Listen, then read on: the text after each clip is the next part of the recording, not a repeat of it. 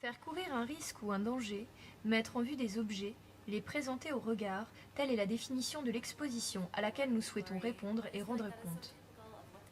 L'art vidéo, né en tant qu'expression artistique au début des années 1960, de la rencontre de plasticiens, d'ingénieurs et de responsables de chaînes de télé qui cherchent de nouvelles possibilités d'illustration du médium vidéo. Même si des tentatives sont faites dès la fin des années 1950, la naissance officielle de cet art est fixée à mars 1963, lorsque Nam June Paik expose Exposition of Music, Electronic Television One à la galerie Parnasse en Wuppertal. C'est un projet d'exposition à visée populaire, au travers duquel seront proposés des objets médiatiques qui prennent sens dans leur association et leur rencontre. Nous exprimons et soulignons la volonté de mêler artistes et réalisateurs qui, sur la base d'un même outil, exploitent différemment l'opinion publique, car il s'agit bien de public dès lors qu'on montre. Ainsi soucieux de mettre en avant un travail de l'image, découvre-t-on comment les réalisateurs vidéastes conçoivent la télévision, la vidéo et le public comme un moyen d'expression et de création en ayant une formidable liberté pour mettre en œuvre des spectacles. Une mise en œuvre passionnante qui cherche à se définir tant dans sa forme, dans son langage que dans sa relation à l'autre. L'enjeu est d'explorer les possibilités offertes par une technologie nouvelle, d'en mesurer les contraintes, évaluer les ressources expressives.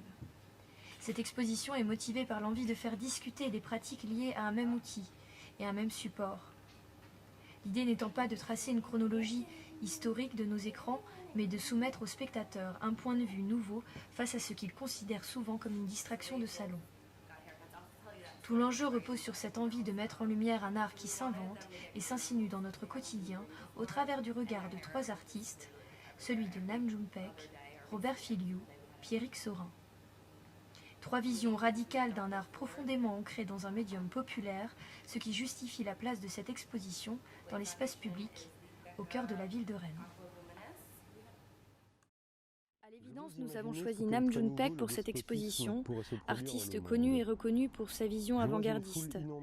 L'ensemble de son œuvre se compose d'installations vidéo dans lesquelles il introduit des instruments de musique, des moniteurs de télévision qu'il modifie pour les détourner de leur fonction initiale. Nam June Paik est séduit par la vision expérimentale et pluridisciplinaire du mouvement Fluxus, et chez lui, l'emploi de la vidéo et du moniteur sont les symboles d'une prise de conscience, d'un bouleversement du monde avec l'apparition de la médiatisation de masse. En 1964, Nam June Paik arrive aux États-Unis et c'est son œuvre électronique Super Highway que nous avons choisie pour l'exposition car elle représente la sensation du jeune artiste coréen quand il arrive sur le continent américain. Les néons évoquent les enseignes multicolores et tentatrices des motels et restaurants au bord de la route.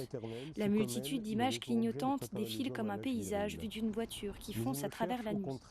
La structure faite d'écran suggère que le mythe américain s'est construit sur son cinéma. Robert Filliou, qui se définissait comme un génie sans talent, la vie et l'art détiennent des philosophies confondues. Pensée comme un jeu, son œuvre s'articule autour de trois concepts, la création permanente, réseau éternel et fête continue. Voilà une phrase qui semble décrire à merveille la vie mouvementée du centre-ville de Rennes. Il fonde un art sur une esthétique participative et n'hésite pas à donner de sa personne.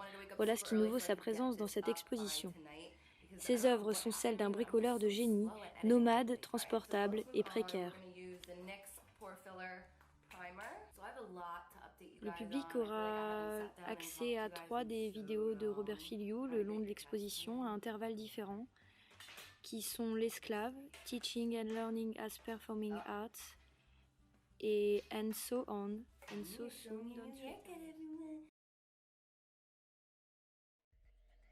Bonsoir et bienvenue pour cette première édition de Folie, une émission qui chaque semaine vous permet de découvrir les projets les plus fous que l'on peut nourrir sur cette planète. Des projets qui concernent les arts, la culture en général. Nous parlerons d'architecture, de théâtre, de danse, d'art visuel et nous aurons l'occasion de faire de beaux et de nombreux voyages. Ce soir, nous n'allons pas très loin, nous allons à Nantes où il se passe des choses très surprenantes. La ville, en effet, a mis à contribution 7 artistes européens pour qu'ils réalisent des œuvres spectaculaires, monumentales pour les espaces publics. Des œuvres qui reposent sur des technologies très novatrices, des œuvres audacieuses qui vont complètement bouleverser le paysage urbain. Certaines sont déjà réalisées, d'autres le seront très prochainement. D'ores et déjà, je vous propose de partir à la rencontre des œuvres et des artistes avec ce reportage de Marianne Marotti et François Duperron.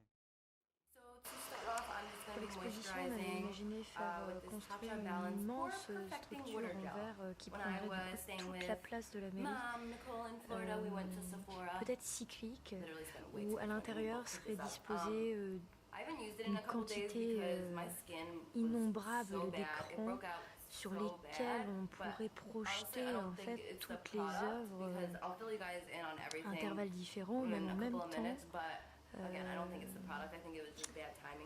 C'est ce qu'on avait pensé.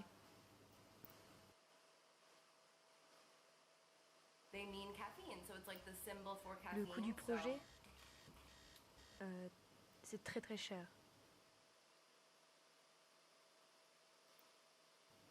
Ah oui, l'exposition s'adresse à tout le monde, à vous.